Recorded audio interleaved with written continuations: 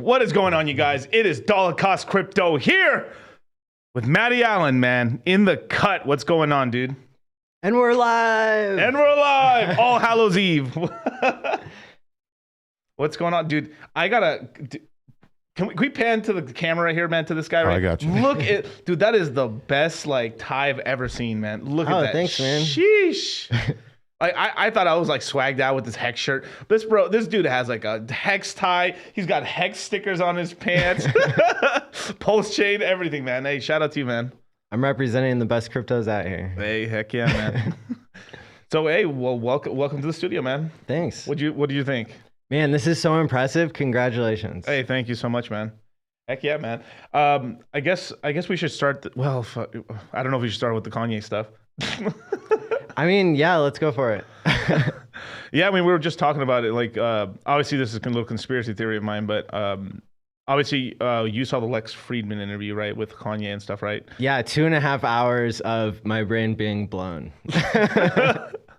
And a lot of the shorts are basically making Kanye to look pretty crazy. I mean, that they always do that anyway, regardless or not and stuff. I mean, like, you know, you take a 30-second, even when I do clips on my own channel and stuff, like, you can only fit so much stuff in 30 seconds. So you're going to be a little out of context, or it's going to be like jump cuts basically, but making you look crazy. But yeah, man, I mean, what did you think about it?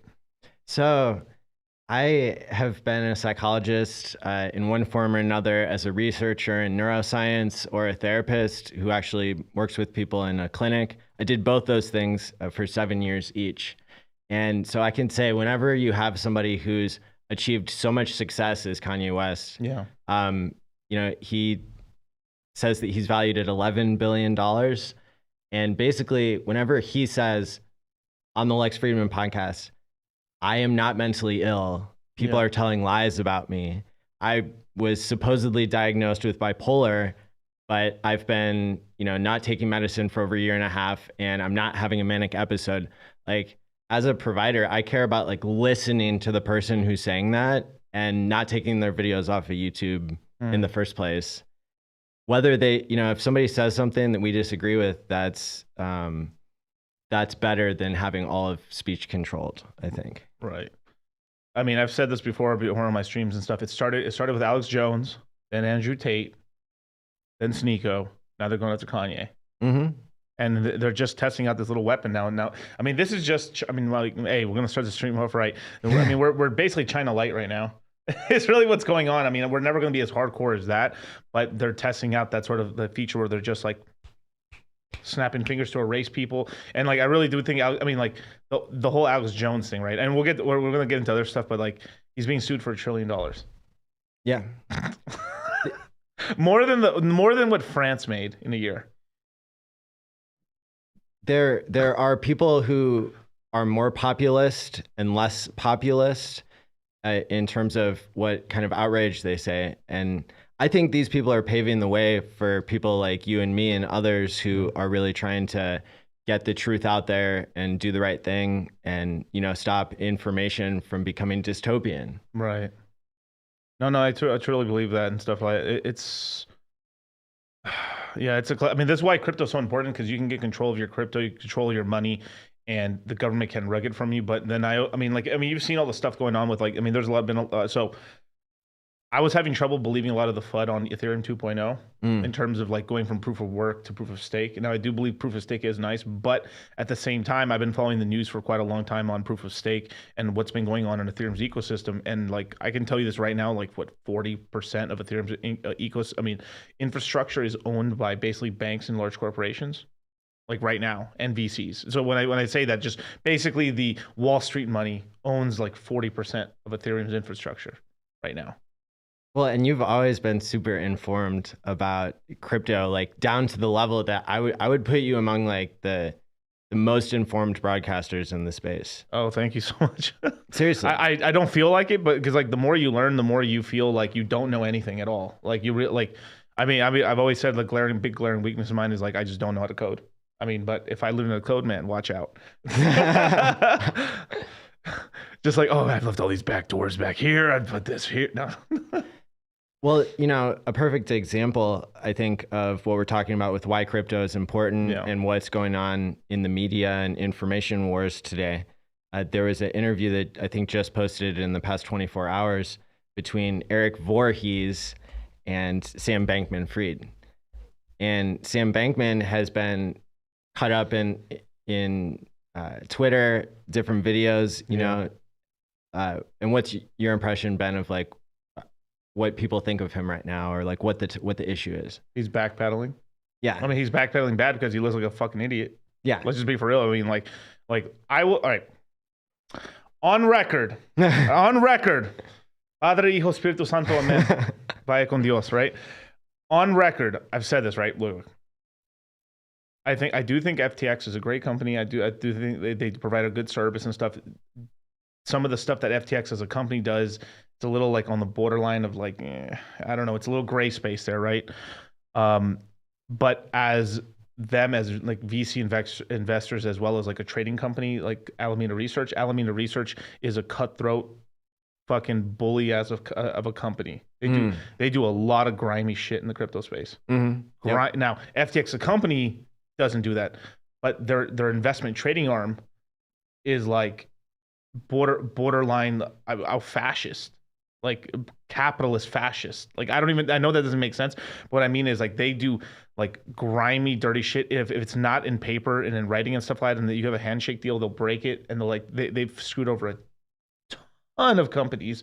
And by companies, I mean crypto projects and stuff. Like, we promise we won't sell your coins and stuff. And they sell them on the open market, dump it and stuff like that. And there's been an article, you can look it up, Alameda Research and all these other crypto companies. There's been tons and tons of stories of them like breaching like verbal contracts, or or just not giving a fuck and doing it anyway. And like, what are you gonna do about it? That's what that Mario guy was talking about on his Twitter Spaces thing that Richard Hart had been speaking at frequently. He talked about exactly that point of VCs promising not to sell. Yep. And then doing it anyway. And stuff like that. And then they catch. What was the name of there was a really famous story about it where like it was some coin in I think the Polkadot ecosystem where, man, if I could remember, it was a while. It was like maybe a year and a half ago. I'm sorry. But basically they promised they weren't going to sell coins. They got their coin distributions. They started selling coins, and then the CEO was like, "Bro, what are you doing? Why are you selling the coins?" "Oh shit, my bad." They bought the coins back. They bought the coins back. They didn't sell all of them. They just sold. I think they sold maybe like 10-15% of the of like not the supply, but of the coins that were allocated. And then 2 hours later, they dumped the rest of them.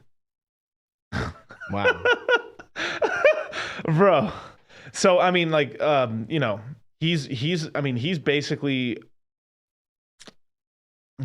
created an army of spurgs, of like trading spurgs and stuff like that. I mean, if you look at the culture there, I mean, like these guys, I mean, it's a bunch of beanbag chairs and stuff like that. They work tirelessly. So they do make a lot of money, and then they're working hard and stuff. But when you do get that concentration of people who lack that level of empathy, you get some pretty, I mean, they'll do some pretty crazy stuff. But then if you look if you, crypto for the most part hasn't been transformed into that sort of like Wall Street type level yet, where it's if you really look at it, like one of the big differences between, I would say, the corporations on the stock market versus cryptocurrencies is really they're more like community/religions. Community/religions with a utility. Whether you think the utility is bad or good, that's what they are. Where like corporations are just, it's a company that generates revenue, hopefully, or maybe it's a Ponzi like Herbalife with a stock ticker. But that's really what they are. They're a little bit more community oriented, and it's a group of people instead of it being a conglomerate of a company just trying to extract profits at the maximum nth degree. That's what I've seen so far. And the difference now, the stock ticker and I mean, obviously, I think a crypto token's better representation because it's actual ownership of whatever it is. Now, some of the tokens are utility tokens and have no control over the DAO or anything like that. So it's kind of like, it's like most people, like when you buy regular stock, your regular common stock, you actually have, for the most part, there's different classifications of different stocks, and you have like A and B shares for voting shares. So you could own like 51% of the common stock, and someone like Zuckerberg owns like a certain portion of a private stock, and can completely control Facebook through that, because he has all the voting power, because all the voting power is extracted from the common stock into the other specialized stocks. Yep. That's sort of the stuff going on. So it's sort of like the whole debate where like people were crying about like Ripple versus XRP. We're like, no, they're the same thing. Not technically, no. They're completely like the profitable. So the Ripple, the company, owns the XRP, which they can sell for profit. And when you have the XRP doesn't give you control to demand things from the company, because they're separate entities and stuff. And that's one thing that I kind of wish was a little bit more tight knit and stuff, that if I did have legislation, I would legislate that the coin has to give the people who own the coin some more power to it, or voting power. So, but I also understand the whole thing where like you could have a bunch of like you know, when you have true democracy, you also have a bunch of dumb idiots making dumb decisions for the protocol as well, and then you have peak greed and stuff. Because I noticed like in during the bull market that most voters will vote for the maximum thing to extract value from itself, and then when things crash down, they're making pretty bad decisions with treasury. So they kind of like would mismanage treasury funds in order to like over pump the coins during a bull market. And we have to make sure that the higher order like centralization that causes other decentralized effects to be more short-term thinking. So let's take the example of like the Fed. The Fed's printing money in a centralized way, which creates inflation. And then that inflation causes people to put pressure on their politicians to give them more money, because prices are already going to go up because the bankers are printing more money for themselves. And so the people are incentivized to like play more short-term games with politicians. But the problem isn't the people. Just like I've argued, you know, and written even an article, and really the whole thesis of my involvement in crypto is that people are not bad at saving. They're not bad at saving. That saving something that inflates is just insane. And so, so like the idea of saving has been co-opted by central bankers, and now they've given a Nobel Prize to two economists / psychologists who said people are bad at saving. That's why we need to make 401ks and force people to get into 401ks, because it's only the centralized group of people that can decide what's best for people. But we know in our increasingly complex like techno world that centralizing, whether it's the government or the tech companies, it's a bad idea. You need checks and balances. You can't just say like people are going to do the wrong thing, so we're not going to create checks and balances because centralized power is bad. And that's why crypto is good. Shout out to Robert Kiyosaki, the GOAT. Savers are losers.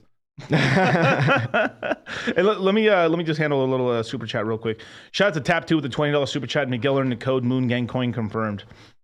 I cannot confirm nor deny this. But man, shout out to you, man. Yo, you know something really strange? Like I didn't know this drama was going on. Shout out to is Bobby K? Like she has like the Hex News channel. I forgot the yeah. I think it was Bobby K, right? I didn't even know about this until like a day or two ago that like Nagabo completely like did like a 180 on like Hex and I get where he's coming from a little bit, but at the same time it probably would have just been better just like he could have probably just started talking about some other stuff, you know. Yeah. So I remember when Discourse Syndicate onboarded Nagabo live while he was visiting Vegas in a casino outside of a casino with really bad reception. And they explained like T-shares to him and he got it. And I've met him like a couple times, been on a couple shows with him. And I like the dude. I think he's outrageous. Yeah. And I'm sure he'll be back once Pulschain is ready. Yeah. He didn't say, I didn't just rug. I'm still going to be around, but I'm not going to be promoting it anymore until it launches. Which I can understand that stance. I mean, like, I get it, but I mean, the thing is, it's sort of like you should. A lot of times, like, a lot of people, like, I mean, I have experience in this and stuff where, like, people just make a promotion video saying, I'm no longer doing this or I'm no longer working with this person or that person. Did you really have to do the video? Not really, right? Naga's different, though, because he doesn't really care how many, like, subscribers he has. Yeah. He just, like, he does it out of a different passion, maybe, than we do. He's in it, like, just to be outrageous. I mean, I like Nagabo for, shit. And to make money. Yeah, I mean, me and I helped sponsor me and Mintra helped sponsor the last Nagabo party in Vegas and stuff. So that was pretty cool. I was there. It was great. Yeah. The whole VIP area had my face. I didn't know we were going to have stickers on my face everywhere. But yeah. But that was pretty funny, man. But so, I mean, let's talk a little bit about Hex right now. So, I mean, what do you think about the current, like, we pumped recently? Yeah. Well, before we get into Hex, can I make a couple more points real quick about just kind of, because we've dug into some like really important issues. And I think like, so the whole Eric Voorhees, he's like an OG Bitcoiner. Sam Bankman-Fried is like, he's like a middleman exchange owner. And how much is Sam Bankman-Fried worth? Like billions and billions of dollars, right? Largest campaign contributor to the Biden administration. That's what I was trying to look up. Okay, I should have just asked you. Yeah. And so the headline lately with Sam Bankman-Fried is that he's been trying to make DeFi illegal by creating a bill. Okay. And so I'm going no headphones today too. My guest said like fuck these headphones and I'm with them now. They're beautiful headphones. Yeah. Sam Bankman-Fried is trying to cancel DeFi, and I didn't even know what that meant until I watched this long interview. It was kind of a debate that they did. And I had some like aha moments when I was listening to this debate, because Sam Bankman-Fried, first of all, the crypto that he's talking about is like the middleman snake oil type of crypto that he deals with, which is leverage. Yeah. Leverage and loans. Well, he wants to increase his casino.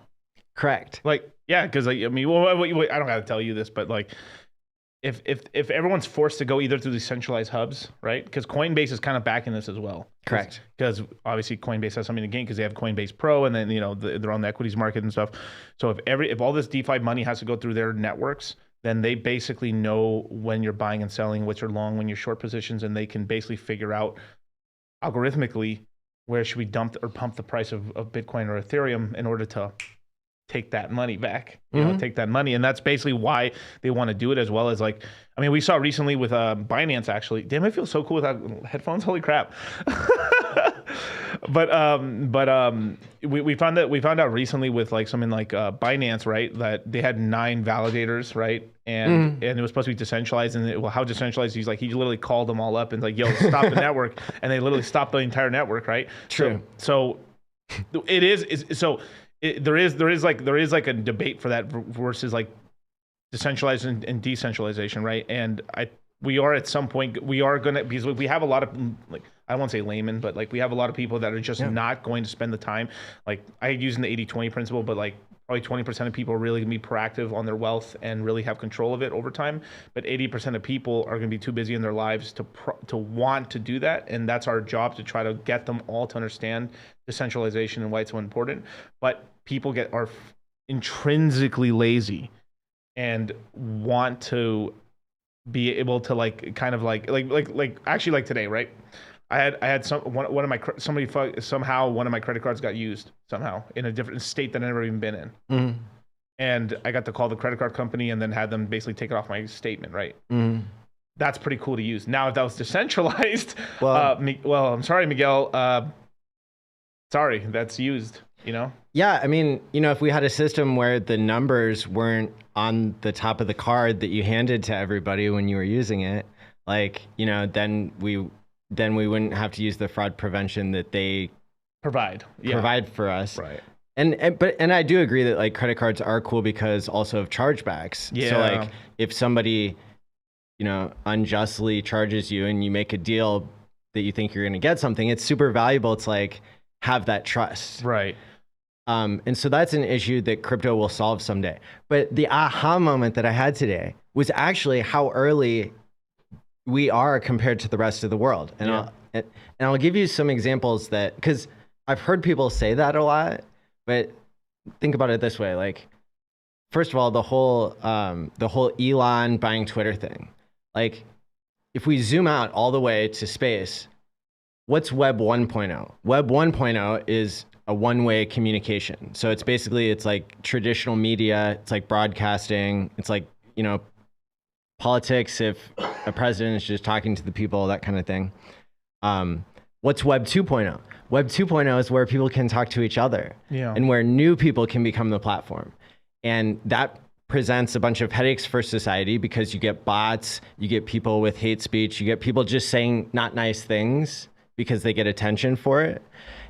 But it also, you get a level of freedom and innovation. Like that's what the internet always wanted to be, was Web 2.0. Right. Which is like Twitter. And so it's super interesting that this experiment has played out over the past 40 years where like the internet, you know, information is free to be distributed to people easily. There's no gatekeeping on who gets to access the internet compared to how it could be, you know? And so it's like, but people are already talking about crypto as Web 3.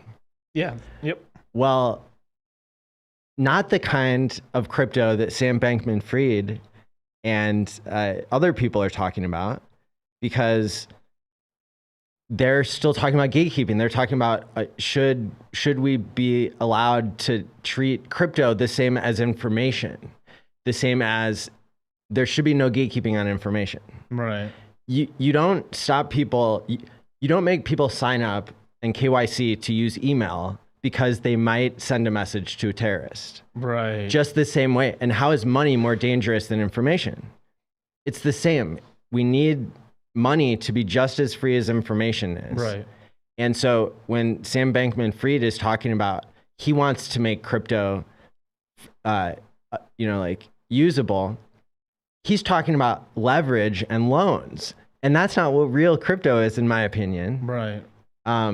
It's just that the world got so lost when we lost the ability to save money, and when gold isn't really a good option these days compared to like crypto, I guess, in my opinion. I don't hate gold, but no, I know, but it doesn't perform at all. I mean, dude, I sometimes like I need to watch some gold and silver streamers sometimes just to see how you can talk about no price performance forever and just keep talking, which is pretty crazy.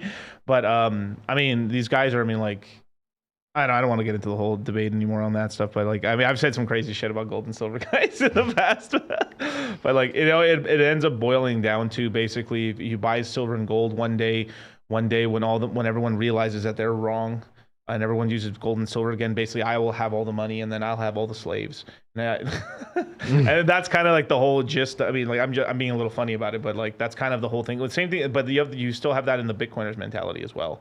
Or like, you know, if you have one Bitcoin, that means like there's 21 million BTC in existence, and there's like 37,000 millionaire. 37 million millionaires in the planet. Mm-hmm. They won't be able to get one stuff. So you can imagine the price of Bitcoin, what it's going to be, millions and millions for one. That's kind of like the pitch and shit. Yeah, basically, for right? Sure. And and the whole thing is basically if you get your Bitcoin now and later on, like people are going to be lower than you in the economic totem pole and stuff like that. So you guys can be perma rich, and that, which is okay to say a little bit and stuff. I noticed we don't do that in the Hex community really, which is really nice. But I do notice. I mean, there is like even though there's rankings and T-shares and stuff like that, it's more of like just to see where you're at and stuff. But there isn't this whole like, oh, if you're not a shark, you're not a squid or something like that, you're basically poor forever. No, well, in the Hex system, we have a way to put checks and balances on the crazy mad accumulation of wealth over time, because if you're not staking or if you show up to your stake late, you are going to get diluted over time severely. So that problem's solved. And it's fascinating to me that like so much of crypto can be gotten right. You know, Bitcoin being able to stop double spends and create digital scarcity, like that's like as big as the computer being invented or something. And then you get Ethereum and it's like, you know, that's as big as the internet being invented. And then Hex is the first real, like this is money being created in the sense that it's something you can store over time. Yeah. Which is that used to be what people thought money was, beyond just a medium of exchange and a unit of account. But look, money has not been a store of value lately, because every 10 years the price of everything doubles. Yeah, I would say it's even more than that, really. I mean, like I was having who was I having a discussion with? Maybe it was in my stream. I think we were talking about like if you look in the 1950s, right? Like you see those classic things, a cheeseburger being 15 cents, right? That same cheeseburger is probably like, even if we're just dealing McDonald's versus anything, right? So 1950s it costs 15 cents for a hamburger. Now it probably costs $2.12. So I mean, like that's what 14. You can buy 14. I mean, it's an increase in value 14x. There's a famous Bitcoiner who doesn't get enough love named Jeff Booth, and he wrote a book called what was it called? The Price of Tomorrow. And it's like his point though on that example would be that technology has actually made making the cheeseburger also like way less expensive, like maybe half or like a tenth or something, like maybe 1% of the cost. And so that is a force multiplier that's being stolen from us that we're not even accounting for. Yep, we're not getting that. Yeah, that's been given to whoever controls the companies or wherever. That value is being accrued to a couple people, basically. Because if the cost of making things exponentially decreases over time with technology, and the amount of dollars printed exponentially increases, those forces actually balance each other out to keep the prices the same. And then if the money printer goes a little bit faster, that's where we get prices only doubling instead of like going down 100x or going up 100x. Yeah. Paul Sachs said a double cheeseburger last night at McDonald's was $2.80. Yeah, $2.89. No way. Yeah. So okay, damn, that's more expensive than I thought. Jesus Christ. So okay, $2.89 divided by 15 cents.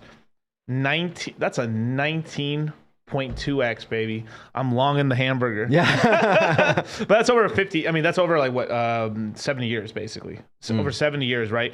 But this is why like I always get so mad at like I get mad at the calculations for inflation. Like, oh, the dollar in the 1950 was only worth like they say like, all right, let's just say you had $1 in 1950. Like today that's $2.25, right? That's a fucking lie. I even know that even as a kid I kind of realized that was a lie. Right, or like sometimes like one of the classic ones is if you look at like a bag of chips, right? Like you used to be able to buy like a bag of hot Cheetos for $1, right? And it would actually have more chips than so now that same dollar bag of Cheetos is probably like $2.50, and I remember the big bag of Cheetos was $2.50 for the gigantic bag right now, right? So you're getting, so for the same like value bag, you're paying like a $2 for less chips than you were getting in the dollar. So it's like, how much? I mean, look at all that. So it's like you getting less product and then you're paying more for the product as well. Yeah. And so in Hex, when you're getting compound interest, it's like owning the goods and services on the side of that equation, right, where the price of things is going up. So the cost, so basically Hex is a cryptocurrency that allows people to buy a share of future compound interest in the system. And so it's, you know, the actual percentage inflation is similar to what Bitcoin has been, which is really interesting because Bitcoin pays miners to solve transactions. They pay for supercomputers to burn electricity. And in Hex, we just bootstrap onto the Ethereum network for that. Well, now it's ETH 2.0. So there's not even any electricity being burned in Hex now. We still have our security, but then we use our inflation to pay miners or to pay holders to hold the price up. Yeah. So, I mean, basically what Hex is it's like, this is what I love about crypto and stuff is like everyone explains it so differently, and then you're able, like, if the way I explain stuff is not going to break through somebody else, but the way you explain something could actually break through someone I couldn't talk to. Totally. So that's what's so cool about it. So that's why it's so good to have a bunch of multiple people talking about something, because you're able to get all angles and kind of reach something like Funding Jim talks a lot to the like older aristocrat sort of people and really onboards like a lot of, you know, pretty wealthy individuals and stuff like that. Shout out to Funding Jim, man. Shout out to him. Yeah. And that's why I will continue to do the online Hex conference every year, January 6th through 9th. Last year, I think we set a world record, although I haven't contacted Guinness yet because I want to double it this year. Really? But we had 89 different YouTube channels participate last year in the Hex Really? conference. That's crazy. So how does that work? I mean, how does that work? Because I know you invited me, and I literally, I think I could not attend. I'm so mad about that. But you've attended multiple. Yeah, I've attended multiple, ones. but the last one I wasn't able to. Yeah, I wasn't able to. But explain people how that works. Like, so the 89 people who have done it before, it's actually more than that because not everybody can make it last time. But I will DM all of you, and it'll be my official handle. And you'll hear me talk about it on my live streams twice a week. For people who are new, who are not YouTubers yet, I am offering just like a free Telegram group to teach you how to become a Hex YouTuber. What? And so you can go to t.me/HexYouTube. And I'm just getting started. I just made my first video of like how to have the confidence to just take your phone out, click a couple buttons, and make a couple minute video. And there have been so many people who just got started in the past couple months. Really? And they're good. Like they're not in a studio. They're just in their cars driving around and just crushing it, talking about why they care about Hex even though it's down. Yeah. And so this is one of the key features of why, like, when I always talk about the box, right? L7 loser, right? Actually, as a matter of fact, look at that, the Pepe in the back. He's throwing up the one half of it, right? Well, these two fingers, right? The most important things: who's the founder and the team, and the community, right? And one thing that I've really seen that's very special about Hex is it's the largest out of any crypto. There's no other community that has more YouTubers. Period. Now, I think a lot of that was instilled by like Hexologist, Discourse Syndicate, your channel as well, and a lot of the early YouTube channels that really kind of pushed Hex forward. And it kind of pushes this mentality of like, let's fucking do it. Let's make. And this is why I've been pushing like really lately to like get everyone on Instagram. That's the big one I've been pushing because I saw like, holy crap, we're anytime there's some big news in the Hex ecosystem, it trends on Twitter worldwide, which is really cool. And we have no community. I mean, like, if you look up Bitcoin maximalist YouTube channels, there's like barely any. Correct. I would say Ethereum maxi channels and stuff there's not even that many, maybe Bankless and stuff and that, but they're still talking about like a bunch of other coins and so like even if you look at individual coins and stuff, Cardano, like there's more Hex YouTube channels with dedicated streamers than any other altcoin in all of crypto, basically. So we punch, in terms of where we are in market cap and stuff, we punch way above our weight class. It's insane. And that's that whole thing about, because that keeps community around. And the other part about Hex, right, is just to give the explanation, it's like basically it's Bitcoin with proof of stake on it. So that's what makes it so cool is like, because everyone's staked out, you're kind of locked in a little bit. So obviously no one forces you to stake, right? But you decide, you know what, hey, let me take half my hex and just stake it out from now to 15 years. So you put an even amount. That's why I always recommend an even amount every year. But some people are trying to time the market a little bit, you know, and like I kind of tell people not to do that, but you know, people are going to do what they want to do, right? But it's your money. You can do what you want, right? But because of that, because you have so much hex locked up for so long and stuff, what ends up happening is that even if you lost interest, like let's say Nagabo, right? Like he lost a little interest in it, right? 2-3 years from now, if the price is doing pretty well, he's like, oh shit, I got a stake coming out. All right, shout out Hex, baby. and that's what a lot of the cryptos don't have, is that like I've scoured all the cryptos around. The only other crypto with a long staking feature is probably just Curve, and Curve only has like 4-year lock stake. After that, it's like Liquid Driver, and that's 2 years. Really? Yeah. So it's like the average crypto has like the maximum lockout of like 4 years. That's the closest competitor we have. I think now like we have something anywhere from 6.5 to like 7-year lockup. So we almost have twice the amount of like dedicated lockup than the next competitor. That's awesome. I didn't know that. Yeah, definitely. And I've looked everywhere because I like, so it's 4 years, right? Now the only thing in between 4 and 2 years is basically, if like let's say you're a VC, so like let's just say you invest into a project and you wait for the coin to come out, and then it comes out a year later as your coins drip out. That's usually a 2 to 3 year process for you to get your coins as a VC into a crypto. That's only 3 to 2 years wait time. So even in that, like we're waiting longer, and on average and stuff, we're waiting damn near 2.5 times longer than VCs. Yeah, and stuff like. So what happens is we're like, me and Maddie are stuck by the wrist right now. But this is the kind of the beautiful thing that keeps people around. Now, a lot of I think this is the bad thing about a lot of other cryptos, that they don't have this, is that a lot of their staking is pretty laissez-faire. So it's pretty, I'm staking today, I can take it all out and sell it. So the minute you sell your coins, you have less of an interest to pay attention to the coin. Oh yeah. Yeah, and that hurts them. It's nice to be able to have flexibility, but because of that, and not every coin should have that, like Hex or anything like that. I'm not saying that, but it is a sort of thing. Like Bitcoin and Ethereum, one of those special coins, but that's just because they're so large and they get so much media attention that it keeps people. You need something to keep reminding you to like pay attention. What you just said is so important. It's one of the two fingers that you use. It's like the community, and the difference between having a community until they sell versus having a community for years and years and years. Even if people are dollar cost averaging out of their Hex over 3 years or 10 years or 15 years, or they're unsure and they just keep rolling their ladder, you have a situation where people are incentivized to organically market for years and years. You have proof of that on the blockchain, secured by real value. And so it's almost like when Richard Hart decided to use Hex as a way to pay people to hold up the price because of how he designed the product, not because he's, like paying anybody. It's like just a decentralized smart contract that pays people to hold up their price. Well, the side effect of that, the emergent property, is that people are incentivized to market for free.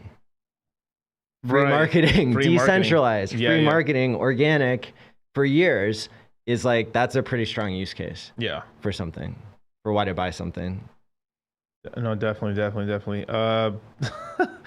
Yeah, shout out to DFK, baby. We like it. Shitcoin Maximus here. No. Another thing that really impresses me is that you are the #1 person in the Hex community who has confirmed so many onboards. So you are the highest confirmed onboarder in the community. Thank you. Hit that Pepe, baby. Get right on the whole thing.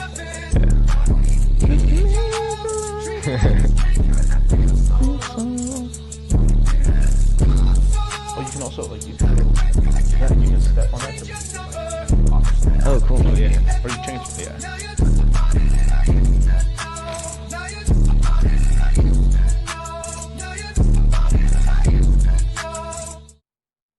Shoo! God damn, son. Finally getting the respect down. About time. I've been angry about it. Yeah, I mean, me and Charlie, because Charlie's also the one that really helped me also as well to onboard all that. So kind of guesstimating maybe 20%, something like 20% of Hexicans, I think. I'm not sure about, because we've onboarded a lot of people that just not stake Hex because they don't want to. It just is what it is. But like, I mean, just through the courses, we've helped about 8,000 people through the courses, and through our products and services, we're about 11,000 people served. Yeah, I can't wait to have McDonald's have a million served. That's gonna be so cool to do that. But yeah, like actually, we might start. We might actually. Man, I might have a sign made. That'd be kind of funny. Like, I think you should. Yeah. Like it's gonna be like crypto mindset served, and then having like the number just always like going up and shit. That's hella funny. But yeah, no, because I originally started onboarding people with Discourse Syndicate, and that onboarded a lot of the beginning people. So it was kind of at the beginning, it was just Hexologist and Discourse Syndicate for a long time, and then from there we ended up getting Funding Jim, there's so many channels like Franklin Saint Hex, like a lot of channels. Like I could not name all the channels, but like then Gold Key eventually came in, and then all these bigger channels started coming out and stuff like that. K4K and all these, and then started onboarding more people through there. But the courses is like I was able to like onboard people who don't know anything about crypto, get them into crypto, and then from there I was able to along with Charlie and stuff, help me basically show them Hex, but never pressuring anybody into it. And then that's one thing too, is like a lot of people sometimes push things too hard on people. Yeah. Right. And you have to let people, if they like, I show it to them, but I never force anybody. You don't have to do that. You know, it's your money, you to make the decision. But what ends up happening is that people, tend to like, let me give it a shot, right? And the thing is, I mean, we've been proven right over time. Like, just look at the price chart, basically. I mean, we did a massive amount of returns for that. A lot of the guys who were in the early courses got into Hex like fractions of pennies, and even for like, I think like a majority of our courses, like they were at like under 3 cents. That was before it ramped up to 56 cents. So yeah, man, it's been pretty good. Yeah, and I mean... and crypto coffee, sorry.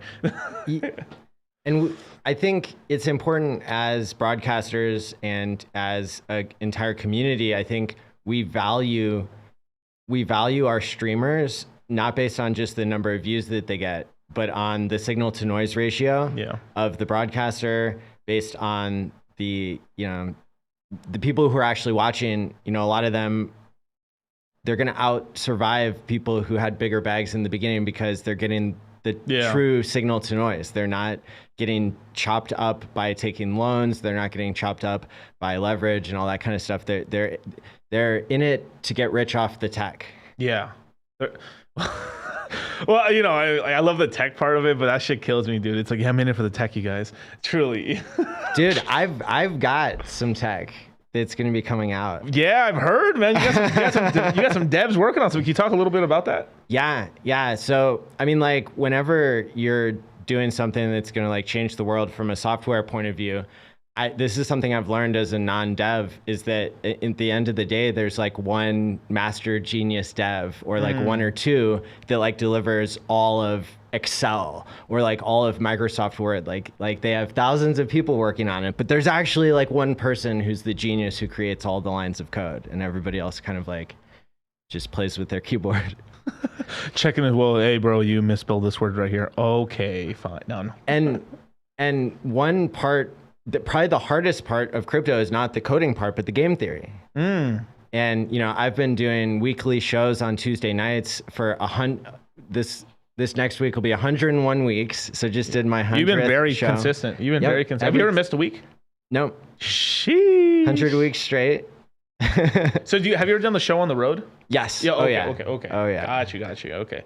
Yeah, because I mean, dude, streaming on the road's a little hard sometimes, man.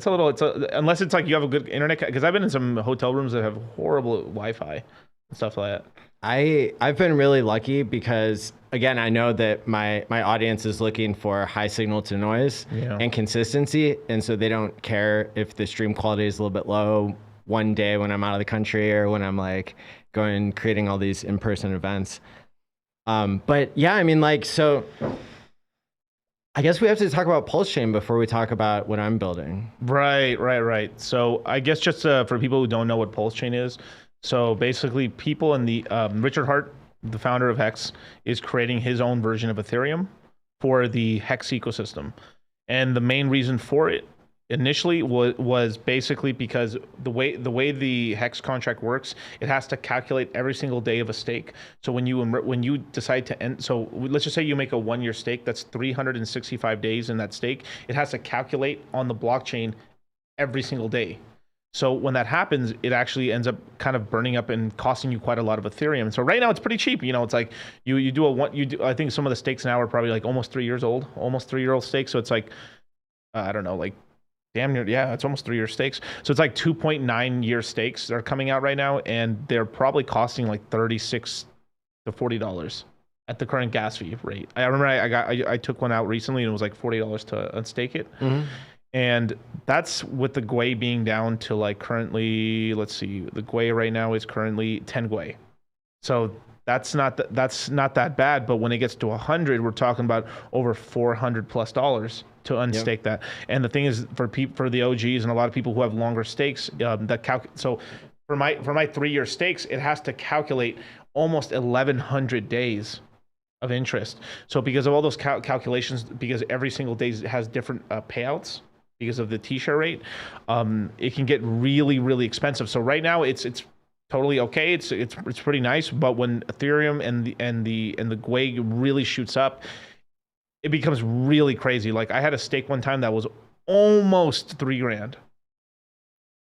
It was still profitable with me so I paid $3,000 almost to get my Hex out of a stake. Wow. Yeah. I didn't feel awesome about that. Let me tell you that. Like that didn't feel nice, but the stake was big enough that it was like, wow, it was worth it at the time because the price was also very high at the time. But still, I was like, geez, I was like, fuck, man, that was not cool, dude. I was like, yo, homies, like this, yeah. And the problem is there too is that smaller players who like have a smaller Hex stakes and stuff like that, it ends up the gas fees could be so high that the stake's not profitable for them, and they'll have to let it die. So what Richard's doing is going to create his own version of Ethereum, so our stakes can come out there, and basically we won't have that problem with gas fees. So people who have less money and want to make smaller stakes can do so affordably. Yeah, like so. I'm not muted, am I? No. Okay, cool. So one, good example would be, what would it be like if every time you connected to the internet, you paid a different fee, right? And that's what you had to pay at that moment to like watch a video or to check your email or even to get text messages and phone calls.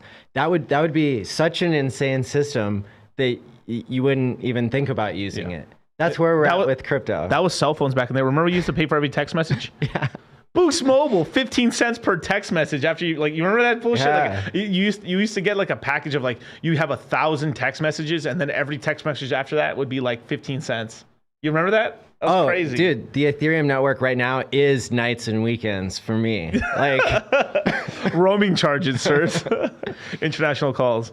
And it just shows that it hasn't scaled yet, and I believe that that's partially due to poor design and partially due to corruption, except nobody's admitting that. People aren't saying that people who used Ethereum as a store of value screwed it up as a decentralized world computer that can actually process transactions, because the cost of the transactions is based on the cost of Ethereum. Right. And so what, it would be like if a bunch of people started to use cell phones and now all of a sudden you have to pay more based on however many people are using it. That is a terrible system. And so thank God for Richard Hart coming along and saying, I'm just going to copy Ethereum 2.0 and add a bunch of cool features. And everybody has their same, it's like getting a clone of your phone on this other chain, basically. A virtual copy of your phone. And you can use this copy to call all the same people, right? And do all the same things that you want to do on the internet, except with your money. And right. So it's I think it's going to catch a lot of people by surprise, just like Hex did. Yeah. And I think it's going to take crypto by storm, like Hex did not do. Right. Yet. And I honestly I like Eric Voorhees. Like I think he's cool and stuff, but like, man, they'd be fun, bro. I think like how can I say this? So there's a lot of people out in the space that are trying to FUD Pulschain and trying to FUD all these projects and stuff because I think they're low-key scared. Honestly, I think they saw how well Hex did. I mean, to tell you the truth, like if you actually even look at like people say like Hex created nothing new, right, or whatever, right? I mean, it popularized Uniswap, right? We want to know something funny? Like a lot of people right now on crypto Twitter and stuff like that are like trading the fuck out of like Sushi Swap for some reason. I have no idea why, but Sushi Swap. Well, Sushi Swap was the first protocol that ever implemented something called X pools, which is X Sushi, where basically the interest that they have it's basically they couldn't steal T-share, so they made a different version of T-share. That's the X pools. Wow. Xboo, X Sushi, that's where that comes. Because we dated it. We're old. When Hex was created, Richard created T-shares. But since they couldn't steal it, they made a different version of it. So basically, it's a pool where, and actually, to tell you the truth, that we're actually going to have. I think we might have a version of this actually on PulseX. We might have PulseX pools if I remember correctly, and we might even have the incentive pool X pools as well. So basically, what that is the interest that's generated. It uses that to buy that money on the market, and then from there, so it's like the T-shirt. So it's like imagine like 1x PulseX. I hate that word. That doesn't even sound right. But basically, 1x PulseX will be worth 1 to 1. And then what happens is as the interest it generates starts buying from the market, it puts all this money in a pool and then increases the price slightly on PulseX, the X PulseX. So let's just say eventually after like 2 months, it takes 2 PulseX tokens to make 1 X PulseX token. And then so if you leave it there, that's how they kind of stole and jacked T-shares. Mm-hmm. They kind of like, okay, we couldn't steal this, so they bastardized it. Because I remember back in the day, I saw a lot of the sushi developers and stuff like that playing around in the Hex ecosystem way back in the day, because I recognized names and things like that. And then I was like, oh, look at this. So that's kind of how I put 2 and 2 together there and stuff like that. So there's a lot of stuff that Hex kind of created that people couldn't really jack or nothing, but they ended up making different versions of that kind of upgraded the rest of DeFi from that. And in that other example, is it something that is truly time locked, or is it? No, it's not truly time locked. It's just the incentive. You want to keep it there because if not, like you're losing APY, APR. So it's not time locked. Cool. It's not time locked. No. So they just forgot like the most important ingredient. Yeah, because like DeFi, because let's just be for real. A lot of crypto is about trading. You want to be in and out, Debray, right? Now, I mean, that's just really the truth. I mean, I don't want to throw anyone on the bridge here and stuff. I almost said a name, but yeah, it's because a lot of crypto they want to have it liquid so they could sell it. It pumps. That's what it is. So what I built should really solve this. It's called Time Pays Me. I changed the name because the name before sucked, but Hex changed names before it came out. And Hex also, Richard talked about the game theory before the code was finalized to get community feedback. And you and I talked last time I was here, and you gave some valuable feedback for sure, on Time Pays Me, which now the code is in production. The whole point is you can time lock and get an incentive while you are using crypto. Yeah. And so basically how Time Pays Me works is it's a way for you to be able to time lock your Pulschain and PulseX tokens. Trustlessly, you hold the keys, and you're paid by the impatience of others. Now, the way that works, so the first part I'll explain is like you're primarily paid by a drip, and the drip is based on the amount of time served. Right. So it's kind of like Hedron in the sense that, if you have a year-long stake and you serve a week, well, you can take 2% out because one week is 2% of a year. Are you getting dripped out principal plus interest, or just principal? Just principal. Got it. Yep. Okay. And then there's always a 10% bonus. There's always a 10% early payday you can take out from yourself. And so that's something that people can use if they're wanting to trade, even though this is a bag that you've set aside to not trade. Right. And what happens is you pay a 1% penalty of your principal to take the 10% out early. Got it. And that goes to pay people who left their 10% in. Yeah, so some game theory behind it. Oh yeah. Yeah. And the wild thing about this is that it doesn't sound like it's very much to take for somebody to choose to pay a 1% fee to take a 10% early payday. Yeah. But when I actually look at the data of people using Hex, what I found was something really shocking, that the emergency end stake penalties that have paid us out have already gone up to 4% of your principal in 3 years. Now that doesn't sound like a lot, but how much has Hex been up versus the dollar? Right. If we're denominating in the Hex that we started out with, those can become such mad gains that, for example, when Hex hit its all-time high 1.8 years in, and if I'm not even including the early end stake penalties that people were getting since then. So if we go back to the actual day 656 all-time high, you had a 19x on your principal from EES alone. Right, because 4%. Because we were up 10,000. Because we're up 10,000x and stuff. So yeah, so the little bonuses you got ended up adding up to way more than you're like. Damn, that's pretty crazy. 19 times principal. And that's from day 3 prices, not day 33 prices. Right. Which is like you could. Yeah, because day 33 would be crazy. Yeah, that would be crazy X's. That would probably be like what, 280, 200. Yeah, something like that. And so when the word really gets out about Time Pays Me, yeah, I think that everyone will use it, because otherwise over 15 years, you could get diluted 50% compared to someone who didn't use it. Right. And it still gives you the freedom to trade, because if you time lock for a year and it drips out to you, you can sell it over, you can dollar cost average out. Yep. If other people take their 10% early payday, you're getting paid trustless yield to use the system.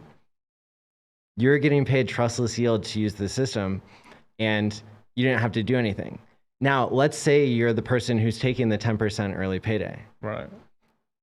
You're actually getting a great deal, because if everybody else is holding the price up for you, you're going to get a higher price to sell your coins for. Right, because more coins are locked up, so they're not being traded around. Yeah. Yep. Yeah. Yep. It creates more scarcity in the here and now.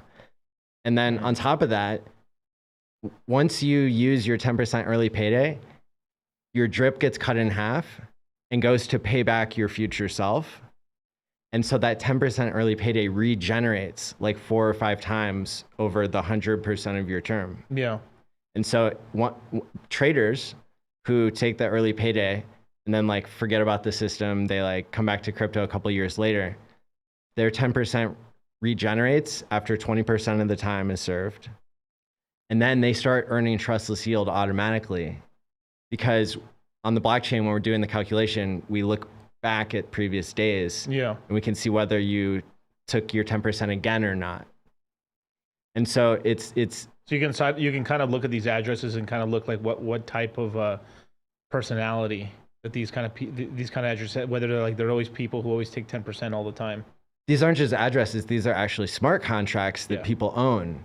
And so when you set up your Time Pays Me, you actually go to a smart contract factory, which is what Uniswap is. When you create the first liquidity pair, you're creating a new smart contract. And that's where the other cool thing comes in, where we've engineered a way for people to be able to reverse a hack one time. Right. I think you were talking a little bit about this, but have you added anything new to it? Like, or maybe just explain the whole thing, I guess. I think I've just gotten better at explaining, hopefully, that the idea here is that if a smart contract owns your crypto and you own that smart contract, then you don't mind if the smart contract has a rule built in that nobody can move the funds for 7 days. Right. Normally you'd have to have your seed words in order to do that. Now, in our system, you have your seed words, and then you have a backup address that has different seed words associated with it. And that could be your cold storage wallet. It could be a family member or friend's address. And basically what happens is when you get hacked, when you give your seed words away, which you should never do. Yeah. What happens is if the if the person who hacked you wants to withdraw your funds, you'll get a notification immediately when they do that. And then you'll have 7 days to go to our front end and like click a button.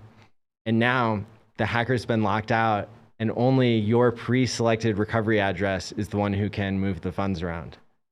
Okay, nice. And the beautiful thing is you didn't have to give permission to somebody else to control your funds until you got hacked. Right. So that person, so you'd have to get hacked first, and then that secondary keys could then move things around. Correct. Yeah. So it's kind of like if this, then this activates. And it's not like the current system where you could have a multi-sig, but you're giving control of the wallet ahead of time to the other signers. In this case, you don't have to give permission until you get hacked, because what's the hacker going to do? Are they going to flip the switch? Right. No, they're not going to give control to somebody they didn't hack. And so it's like, it makes so much sense. And so right now the code's in production. Right now we're getting close probably to the part where I'll be able to have a private testnet. This is going to get audited up the yin yang. I'm so glad you say that, because I've talked to a lot of people and a lot of people doing hex contracts and people doing all types of projects that are launched on Pulschain, and they're always being cheap asses and don't want to do audits. I will go one step further. Yeah. And I will take, I don't know, tens of thousands of dollars from my Pulschain sacrifice. Right. And I will put it in a time pays me vault and then I will read off the seed words to that vault to prove that nobody can hack me in my system. Ooh. Okay. I will put my own money on the line and I will read my seed words off. My man is putting a Kevlar vest on and then saying, shoot me. Like, I promise I won't die. That's how important this technology is. Right. Is that it's going to be a game changer for security, to where you don't have to start a conversation about crypto, onboarding somebody, talking about security, because they're going to be protected by the whole point of crypto is having cryptography and innovation in programmable money. That is actually a really, dude, I like how you've taken this and stuff like that. So, I mean, I think now how you've explained it, and like, I think it'll do really well.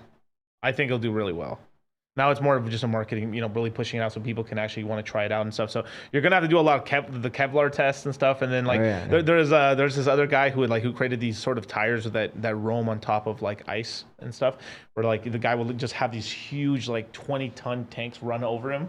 But nothing would happen to him, because like the weight spread out so it basically, instead of it being like 20 tons per, like, I don't know, instead of it being like 20 tons spread, like maybe like something like 1 ton per square inch in terms of the weight, it spreads out to like it's 5 pounds per square inch, because the tires are so big and inflated. Wow. Yeah, that the guy could just get run over by the tank, basically. So that's really cool. Today I'm gonna electrocute an elephant. Edison. That's really cool, man. Hey, I'm happy. I'm happy for you, man. Thank you. Yeah, man. Appreciate it. Yeah, I'm glad we were able to help and stuff, and we did that huge stream and stuff to try to help with the game theory and stuff. But I'm glad you're still working on it, and I think that's really a cool system and stuff. So if I'm in the final stages of all of the design, and so if you want to give feedback, if you want to learn more, go to Time Pays Me. I'll have it linked down below and stuff. I didn't have that, but I'll have it linked down below after the video. It's on all my links, allmylinks.com/allin, and you can join the Telegram or the Twitter, and you can let me know what your suggestions are. Right now, we're having a little bit of difficulty coding to make every single, because we were originally going to make it for all the coins, right? Every single coin. Yeah. And at this stage, we might roll out we might roll out Pulschain and PulseX first. Yeah. And then do a V2. I think that's smart. Yeah. Now I have to ask a spicy question. Do you make any fees from this yourself? And because obviously I do know that this, like, it's expensive to pay developers, and and I know if you can do V2 and V3 and stuff, because you have to release, because I'm guessing it's gonna be like PulseX, Pulschain, and then gonna release more and more coins as time comes along with the new like updates and stuff like that. Is there gonna be somewhere where you guys can make a little bit of money from those fees that are incurred from people like emergency or quickly unstaking? So yes and no. Okay. So here's exactly how it works in all detail. is that if nobody takes an early payday, you don't pay me anything and I don't make any money. All right. We're gonna Jew him out, bros. All right, this is the plan. Nobody emergency yet. No. If somebody takes an early payday, then 1% of their principal, which is 10% of the 10%, correct, goes as a fee to the system, and my team gets a tenth of that. So 0.1% of your principal. Right. So when you take out, so the 1% fee, or which is like 10% of 10% of what's being like early given Correct. to you. So that'd be like 1%.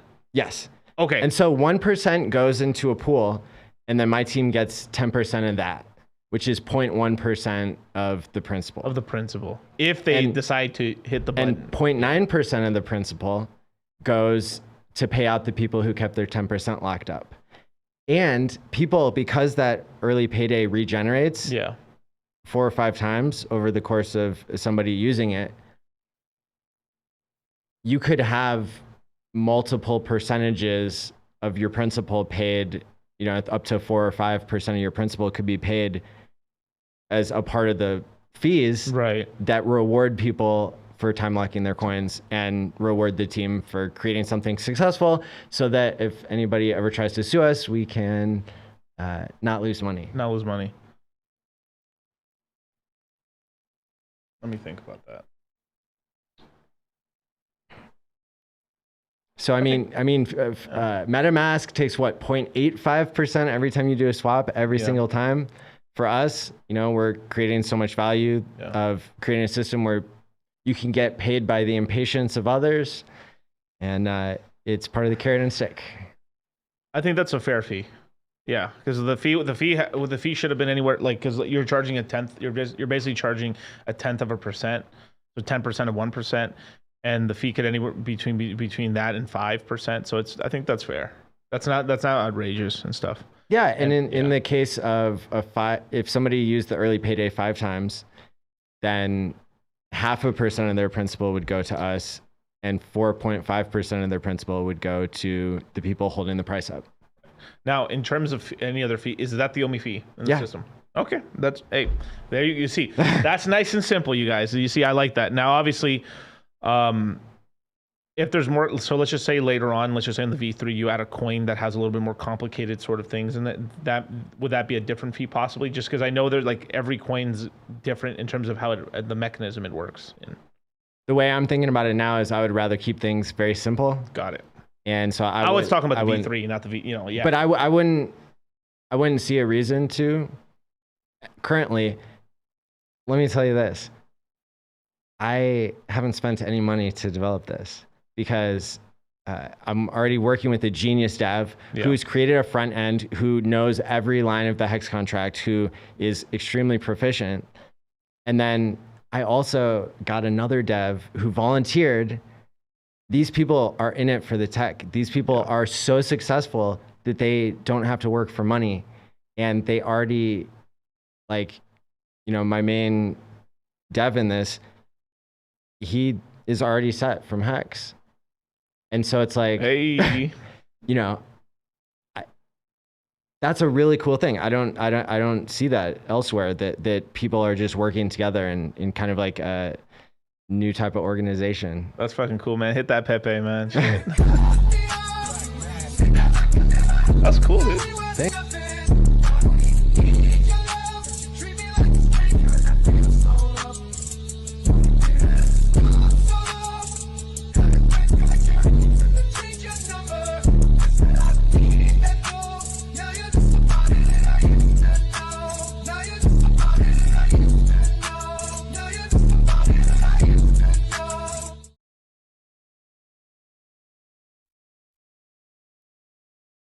Keeps on growing. I mean, that's kind of the beautiful thing. I mean, like there's always someone trying to help. I mean, this is the cool thing about, I think all the, I think we used to say this to Richard a little bit, to kind of like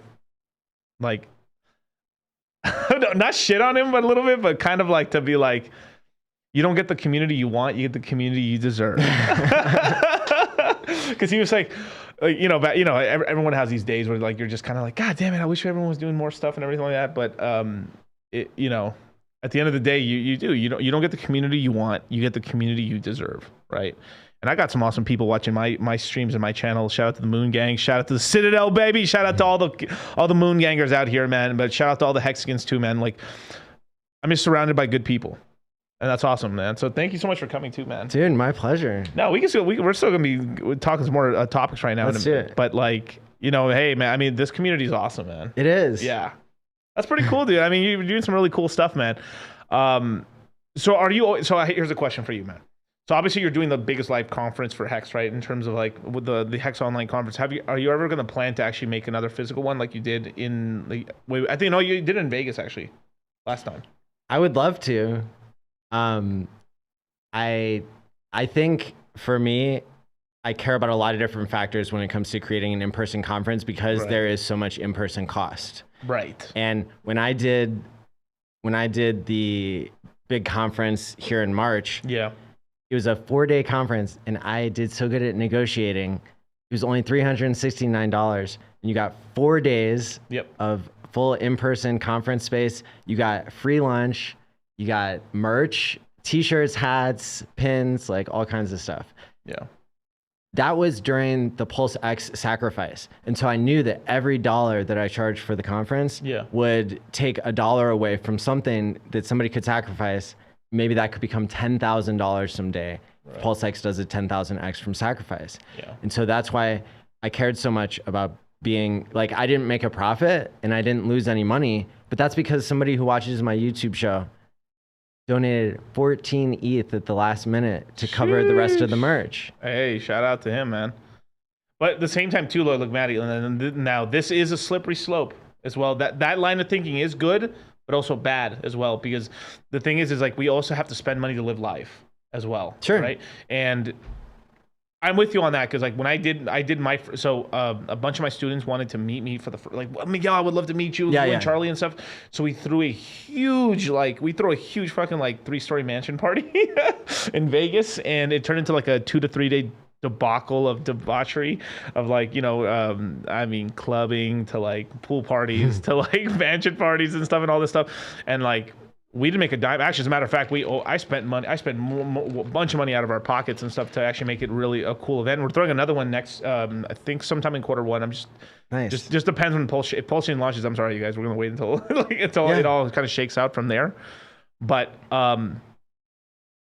there is this whole thing, because I meet a lot of people in the space that are like, they save every freaking dollar, they invest every dollar, and I understand that, but there comes in times where like people aren't taking care of themselves. I've actually had through consultations tell people to start spending money on themselves because they're not taking care of themselves. And so so obviously we want to keep the cost low and stuff like that, but there's nothing wrong with making sure the event also people go, they want to have an experience and actually be able to really learn and stuff like that. And all your events have always been really good. So I mean, like, now that I know how to do it, and I've taught myself, I will plan one probably very quickly. The next time that I think Hex gets to the point where, like, let's say new all-time high or something like that, like, boom, pop-up conference. Yo, that conference people, is gonna be fucking crazy, bro. Yeah. Like, if we're at 50, if you throw a conference at 50 plus cents, bro, like, oh my god, man, Hexican's just gonna be like throwing it. What's up? That's what's up, man. Heck, I mean, I appreciate it, man. But people doing, like, I will say this, like, the real life in-person meetings serve a really good purpose. It's to solidify like that these people that they're like, it all looks like names on the screen sometimes. Even though like, I mean, shout out to Josie Wales, Angry Twinkie, all these guys in the chat right now, Vets in Crypto, Archie S. I mean, I can keep Pot of Gold. I mean, Franklin Saint Hex, Hex Monkey, Art Suavo Angelo. Sheesh, look at all these dudes, man. David Jenkins. I mean, I can just keep going for days. Robert C. Look at this, man. Like Beam D. Ben Dubard, Chansey Nicely, Finn Bear, Sasha, Archie, dude, I can just keep going on these names. Whoo! Right? all these people, but for some people, they've never met any of these other people in person. It's a name sometimes. And then once you actually meet someone in person, you're like, I've met a lot of these people in person. Yeah. Oh, and shout out to Stimmy Check Eagles BTC. I didn't forget about you, boy. Yeah, Terry Doc 1, Dustin Olson, my G's. But you have met some of these people in person, and then it's these are real people.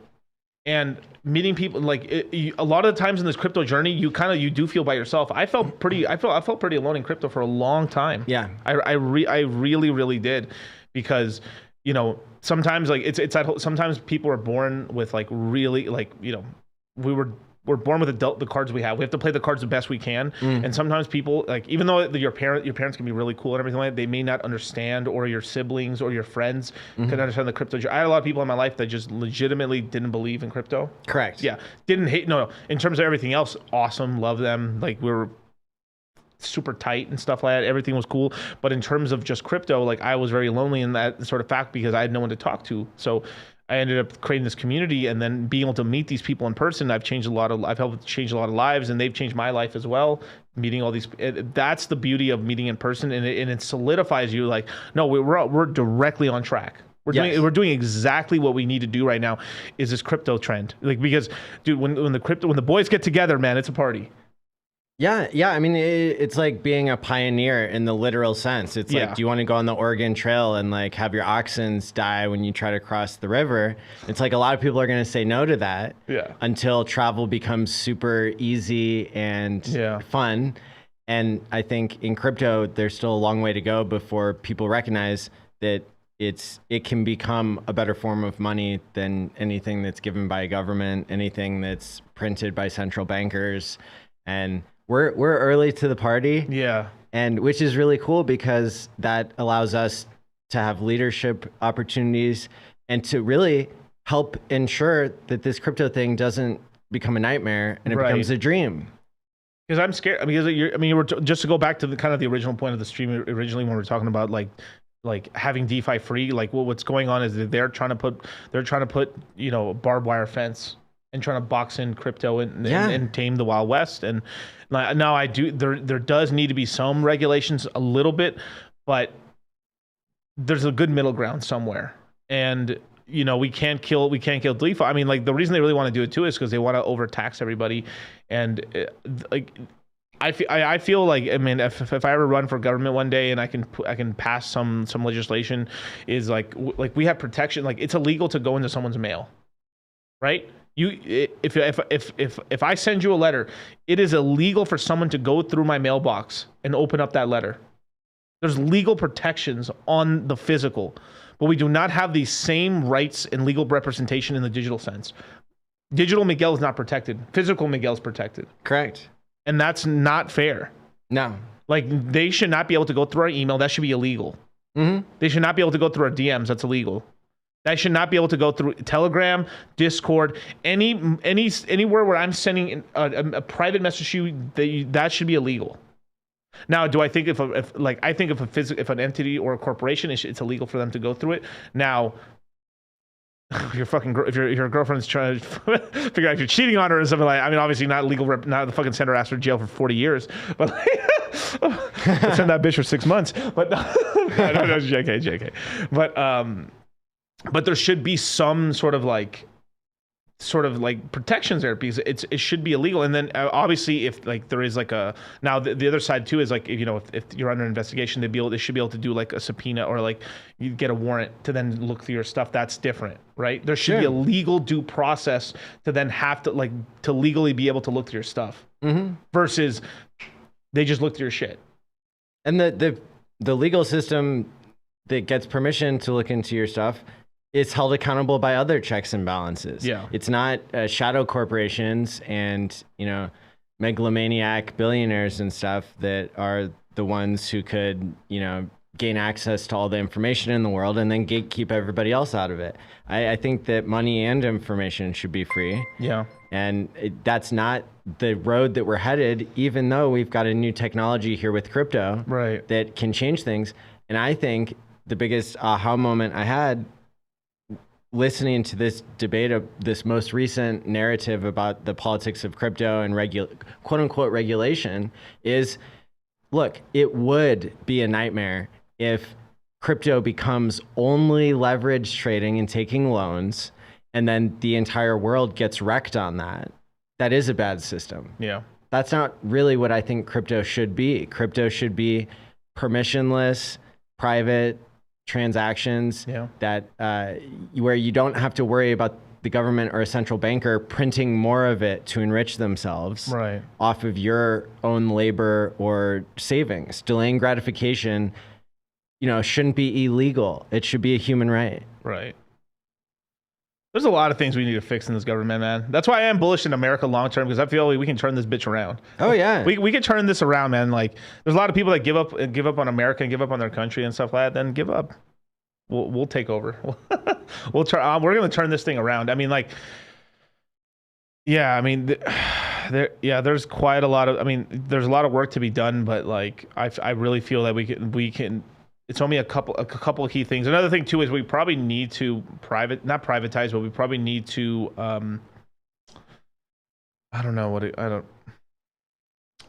we need to do something with social media, maybe make it more of a utility. But because obviously there's companies and corporate. I don't want, like, I'm pretty laissez-faire, and I like capitalism and stuff like that, but I don't like putting the government's hands into something. But at the same time too, these social media companies have proven that they are going to mismanage and abuse their power as well. And then we're all like, you should not be able to if I would put a law in place where you cannot be erased from the internet. That is some bullshit. Like, they're getting rid of you in the digital sense. And now at some point, once all money is digital, because it looks like we're heading towards that, right? Yes. Then from there they could rug you on the digital sense. So, and then they've rugged you in the physical world as well, for the most part. Yeah. So it's like we're only a couple steps away from basically, like, you don't do what we like, and you're gone, and you're gonna die destitute. Yeah, unless people just take pity on you and give you handouts and stuff. But if you're famous, you could probably survive, but barely. And then if you're not, you would just die. Yeah. I mean, it's my guess that Twitter got corrupted, which is why scams remained prevalent. Shout out to Elon. Let that sink in. People were getting paid off to allow the bots to not be found and this sort of thing. And so we're in the middle of an experiment that I think is just as important as you're saying, where Elon is going to go in and try to fix it, and maybe he already did. Also Kanye West, bought Parler for $1 billion. Yeah. And so I love that there's this experiment going on now where we're seeing if individuals can clean things up. Yeah. And then I totally agree and support with, like, I think it should be a law that you can't be erased, and that you can't be permanently banned from something. Yeah, you can't be barred from the open marketplace. Yeah. That's anti-capitalism. Like, if you now this is where the people are gonna get you. What about these people? What about that people? Terrorists or whatever. Like, there's middle grounds there in order to put things there in place and stuff like that. Obviously, like, you can't like you can't have Adolf Hitler in the middle of thing, like, doing, like, preaching genocide, right? Like, you can't have, they're like, and that's where they get you, is like there's these couple of, like, hiccups, but they're, like, so no brainers of, like, well, no shit, right? But at the same time too, you can't stop someone from, like, making money. There's these debates, like, I think most people agree on, like, 99% of it. It's like just this 1% little hiccup stuff where they're able to, like, put in these kind of draconian laws in order for them to, like, be able to, like, fuck you up, basically. It's fascinating because it's the experiment that's happening right now in Web 2.0 that's going to copy and paste over to Web 3.0, I think, in a lot of ways. And so when people are so scared about crypto regulation, it's like, well, the world is still figuring out how to regulate Web 2.0 and social media, where people can talk back and forth. And I just love that Eric Voorhees said, what's the difference between information and money at this level of censorship? Yeah. And, like, we need both to be on the side of free, and then people can still choose to ignore somebody. They can still choose to not do business with somebody. Right. But it's not going to lead down a dangerous road of, today you're censoring somebody because they're saying something harmful, versus in the future you're censoring somebody who's saying something that's just true and upsetting to the people in power. Right. So we need checks and balances, and like the way that we'll get that is by what you and I are talking about with like the future of crypto being more than just gambling and being more than just gatekept. Right. Yeah, I agree with that. Because gatekeeping is useful if all crypto is gambling. Yeah. But when we take crypto beyond gambling, that's when we need to have freedom of speech. Right. It's basically all of it or nothing, right? It's kind of like the argument of it. So I believe in all of it, right? But like, man, if I'm being okay, now this is where like it gets. This is where it gets a little like. Obviously, I don't want no CP, and I don't want any like like. I think it's actually pretty traumatized. Like, I want most of it to be free, but there's a couple of things, right? Protect minors. Stuff like that. Yeah. Right? We all agree on that right there. But then so that's where you do have to have a little bit to curtail it, and then from there, obviously I don't want a bunch of gore shit on the like. Obviously, if people want to look at that, that's fine. But like, you have to like, you can't like, as soon as you go onto Facebook, Instagram, it's just people getting dismembered by chainsaws. You know what I mean? Like, and there's shout out to the cartel. But so that problem is already solved, I think, in technology. And the fact that we still see it when we don't want to is like, I can understand a nuance, and like if you let people silo themselves off so much, then they could become like even offended by somebody like looking at you wrong. It's like as bad as seeing a chainsaw. But we're not talking about that. We're not talking about that level of like. And if somebody wants to choose not to see people looking at them dirty, then whatever. But I think that it's not an extreme. I think we have the technology. And I think that that we can do that. These platforms need to stop using regular arguments as like a what do I call it? It's like a proxy war. Yeah, it's like, well, if I can't get people to listen to me about issue number 1, then I'm just going to like enrage people about issue number 2. Right. There's all these proxy wars in the world today, where people look at like one extremist group and they say like, oh, those people are all crazy. Like, how can there be so many people in that group? And then you actually look at the group and it's like a ton of those people don't even care about the core issue. They're just angry. They're not angry about losing their jobs. They're just angry about everything. Right. Yeah. I mean, or whatever it is, but yeah. But at the end of the day, the bottom line is that like when we trust society more, when we trust money more, like at the end of the day, then we'll be able to trust each other more.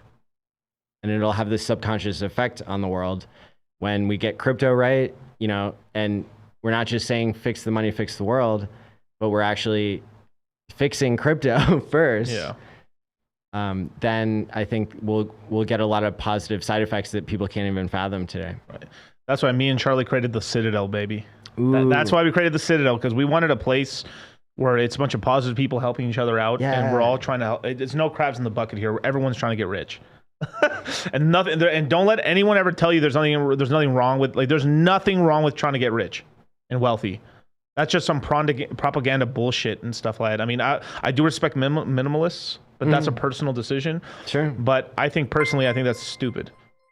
Because if just because you're playing by a certain set of rules, if everyone else is playing by a certain set of rules, then their rules kind of fuck up your game. Because let's just say just say someone gets sick and you need the money to be able to help them out and stuff like that. Like, it would be nice to have the ability and the energy, money, currency, to be able to help them out or kind of impact the world and stuff. And currently you need capital, money, energy, currency to get that done. So that's why I don't believe in the whole minimalism stuff. Now, I don't believe like being like, I know why Richard's doing what he's doing for outreach marketing and stuff like that. Yeah, shout out to Little Moon or Little Moon with the Prada stuff. Yeah, shout out Prada. But try to get as wealthy as you can so you can then directly affect certain things in your local vicinity and stuff. Help your family, help your brothers, your cousins and stuff, and help people that you actually want to help or support certain causes and stuff like that. And I think that's powerful. That's what they want, you not to have money so you don't have power to do anything in this world, so they can control you. They want you to be a slave. So ascend above that stuff. Join the Citadel. and let's climb the shit. Let's go. Yeah, I mean, how many people deserve to be free? Lots of people deserve to be free, and like everybody deserves to be free. And if you can't free everybody, you should free as many people as you can. Yeah. And part of that is like having resources. Elon talks about that. Yeah. Having resources is one of the biggest ways to make the world a better place. Right. And it's not just ideas. I've run into this myself. Like having ideas isn't enough to change the world. You need to be heard. Yes. You need to develop social capital. That's another thing I've heard you talk about. Yeah. You need, I mean, when before we started this whole thing, so basically me, Kareem, and Funding Jim, and M to the K, and all these guys, right? We kind of all together were looking at like Richard Hart on Instagram and going like, actually, as a matter of fact, let me see if I can pull it up real quick. Let me see, Richard Hart. Let me see. Oh, there it is.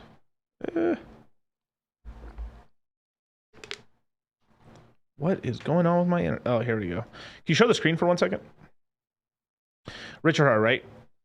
Before we started this whole campaign and started helping out Richard with his Instagram and stuff like that, Richard was at, can you believe this, right? Richard was bigger on Twitter than he was on Instagram. Right? So he had 200,000+ followers on Twitter. He had 51,000 on Instagram. Today, he's sitting verified as well as 240,000 followers on Instagram. Beautiful. Right? Following nobody. Sorry. But this is the sort of thing I've been trying to tell everybody, like, we're powerful over there on Twitter. Let's get powerful on Instagram, because there's a whole world. I've always stayed away from Instagram because I thought it was some really shallow shit, if I'm just being honest. Just because by the time we were all super young, because I was on Instagram when it first came out, and then I left it because it was just like everyone was just showing off their shoes and food and shit, and it was like whatever, I didn't care. But as for a cryptocurrency and stuff, you need to be able to influence and get so through getting Richard bigger on Instagram and there being more Hexicans and liking posts and everyone making their own content. Now we were able to pull in bigger interviews. Mm-hmm. And actually, and it's this whole thing where we can't hide away ourselves. So let's just put ourselves right in the flame of it. And this is the one negative about crypto, is a lot of crypto people are super introverted. Like even I'm still even me myself, I'm kind of introverted, but you have to put yourself out there. So there's a lot of, you can be an introvert that learn to be extroverted, but still naturally you're still kind of like, I like to be out with people, and then eventually we get home and Jesus Christ, thank God I'm by myself now, finally. But that's kind of like what we've been pushing with the social capital, is that we already have a community. Now we just need to group up our community over here and show people that we actually have something. And most crypto projects aren't doing that. This is why a lot of projects are failing, is they're not really getting their communities big in all the ecosystems and stuff. Obviously, I think TikTok, in terms of which one would get us more interviews and more social capital, I was like, Instagram's the lowest fruit. It's the biggest fruit that we can get right now. Yeah. That's awesome. Yeah, man. So go follow Dollar Cost Crypto. Go follow Mati Allin. Go follow me, man. So yeah, all the links are in the bio and stuff. I got your Instagram in there too as well. Yeah. Thank you. And go start an Instagram, you guys. Screw it. I mean, you don't have to put your face on there. You can it could be like a dummy account, but it's a cool sort of thing where you make your own account and you can just start, seeing what's on Instagram. Yeah. I thought Miguel was extroverted. No, I mean, no. This is the most extroverted I've been in my whole life. That's for damn sure, man. I was pretty introverted for most of my life. I kept to myself forever. I mean, I pretty much quit all social media in 2011. Wow. Yeah, forever. I just thought it was I was like, this is retarded. I'm out. I'm done. I think I kept I lost passwords to all my stuff. I don't even have them anymore. Yeah. So Twitter and if you want to get a contact with me, it's Twitter and Instagram. There you go. But yeah, man. I guess okay, so this is some big drama that kind of happened recently. So obviously some people got kind of pissed off that Richard, I think it was the Ivan on Tech interview, basically said that, we're copying Ethereum 2.0 instead of a regular Ethereum. Mm-hmm. Did you want to go a little into that? Oh yeah. Yeah. People are just pissed off because basically oh, now we're getting more delays. And that's really why people were mad. Most people don't even give if most people couldn't even tell you what Ethereum 2.0 is anyway. And they're just more mad that it just got delayed a little longer is really what happened. I mean, do you agree on that? Yeah, and people were mad that they didn't get updates for a long time, and then that update like was so simple and clear. Yeah. I think, but remember, people sacrificed. Yeah. And that wasn't just a legal loophole. That was operating within the law. Yeah. So it's really important when you operate within the law that like everybody's on the same page. At the same time, it's kind of an interesting rabbit hole because we're not on like we don't have to be on the same page because we're in crypto and we're decentralized and like so it at the end of the day I think Richard knows what he's doing. Richard is going to have the largest airdrop in the history of crypto. Right. And the people who sacrificed are a part of a set of people who believe in freedom of speech and freedom of movement. And those people could be rewarded greatly, as they have already started to be rewarded by getting airdrops from different small projects here and there. But yeah, when Pulschain comes out, you know, it's on a version of it's been on testnet. I don't think it's just going to be as simple as copy and paste. Yeah. I know that's what Richard said with his own words, but look, what other features, what other benefits are out there that we know are working with Pulschain? Right. You got PulseX built in. That's beautiful. You got deflationary tokenomics with Pulschain and PulseX. You have the largest airdrop of all time where people get a free copy of their coins on something that's way more familiar to them than these other forks of Ethereum have been. You know, it's the first time where you have a layer one launching with 140,000 users right off the bat. Real users, not bullshit. Real users. Real users locked in, staked. And who are the whales? Well, from one perspective, you could say whoever the OA was that put $14 billion in, but that whale has never sold a single hex in its entire on-chain history. Yeah. And that's provable. It's not just a meme. It's like you can go on the blockchain and prove it.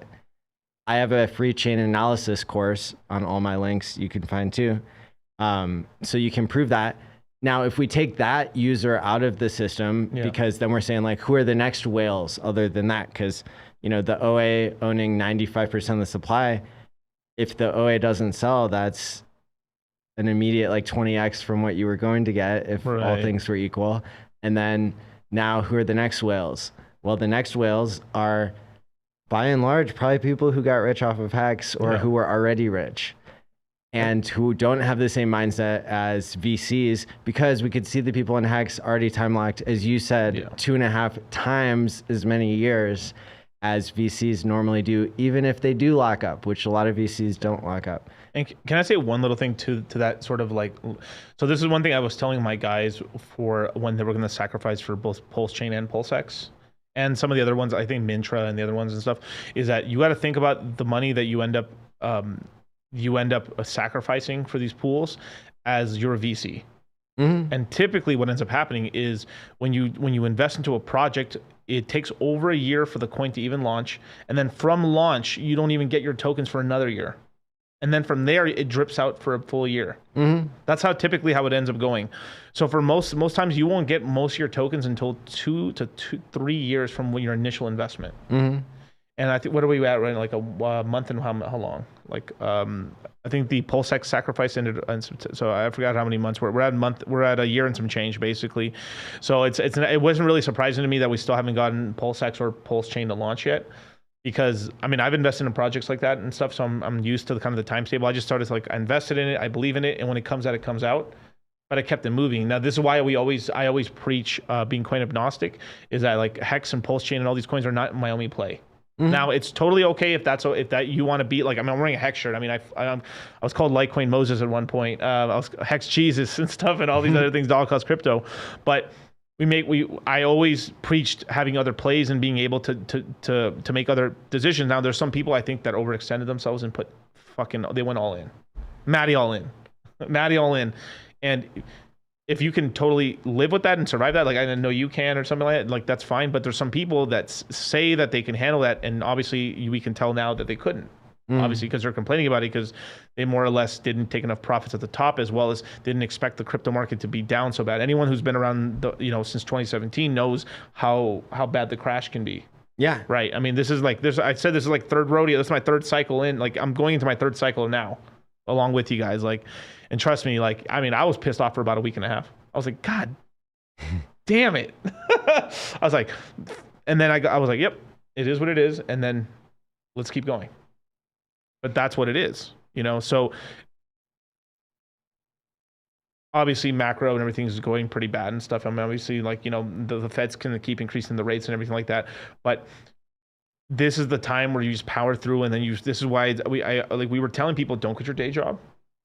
Some people made a lot of money off of Hex and stuff. Like, bro, I'm about to quit crypto. I'm about to quit my job and stuff. I'm about to make it as a trader and stuff and doing all this other stuff. And I was like, yo, pump your brakes, bro. Don't quit your stuff. Don't quit school. Do the math. Stay around and stuff. And now I'm getting messages all the time. Thank you, Miguel. I would have literally quit my fucking like development job for like, and all this other stuff, from like construction businesses to like a lot of 1099s, a lot of like people who own like I get a lot of people who like truck drivers or own trucking companies.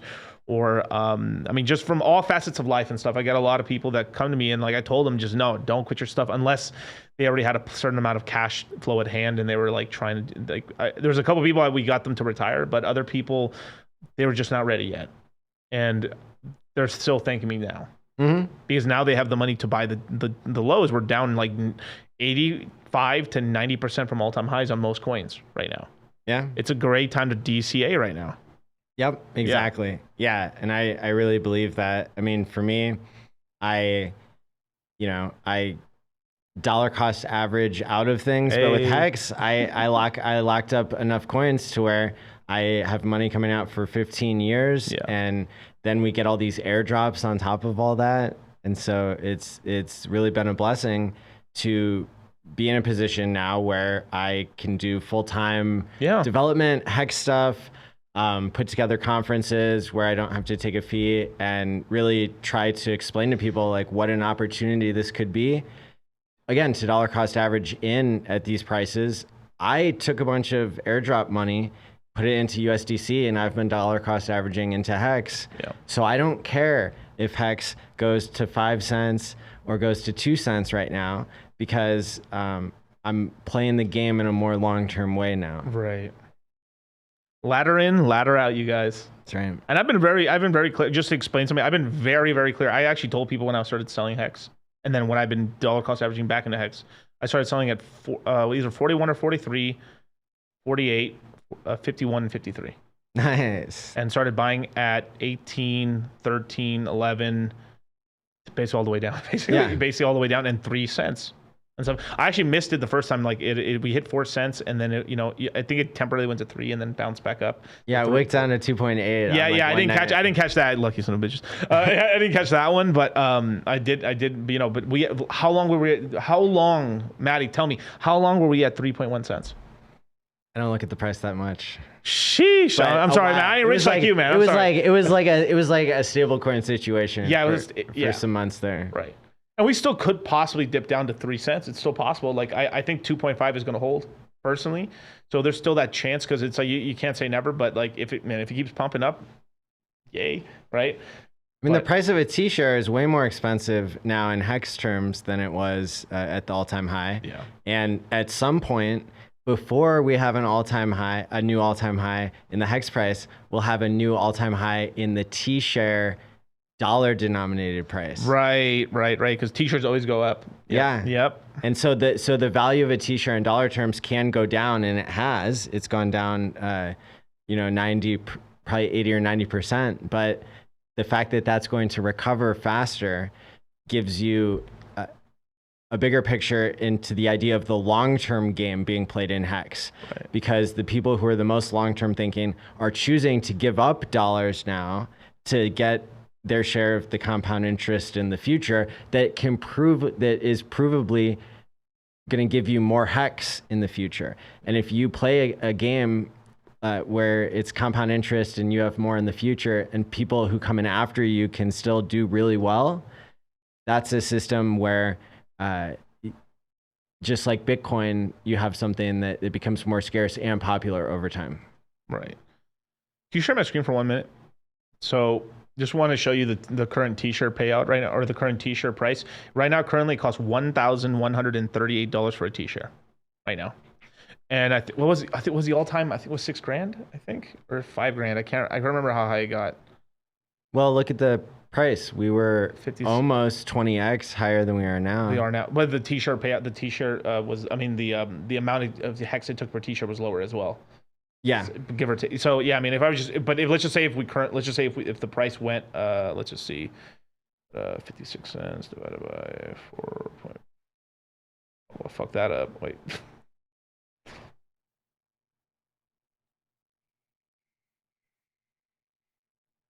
Mathemacating on live, you guys. So basically, let's just say if Hex went to all-time highs right now, the t-shirt currently, one t-shirt currently costs $1,137. It would basically cost, if Hex went back to all-time highs, it would be $14,470.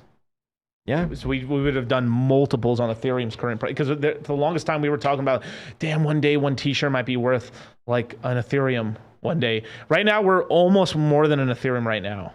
Yeah. At the Hex being close to its lows right now. So now we're gunning for, like, when is a t-shirt gonna be worth more than a Bitcoin? I mean, yeah. It sounds impossible, right? But I remember a time when this shit was fairy dust. Fairy dust. I mean, if you count, so I have some accounts where you can take it down now. Yeah. I have some accounts where I gifted people crypto and then helped them turn it into t-shares and then got tons of airdrops. I mean, there are people I've gotten in that have way more than one t-share, even though that's all they started with, because, you know, of all the dividends that they got on the side, which is really interesting that like t-shirts pay more than you can even see on the price chart of a t-shirt. Right. That's crazy. Well, Mati, where can people follow you, man? So allmylinks.com/allin, and I'm at Mati Allin, MATI Allin, on YouTube, Twitter, and elsewhere. Perfect, man. And you guys, obviously, Crypto Mindset Q4 comes out November 18th. It's only going to be on sale from the 18th to the 22nd.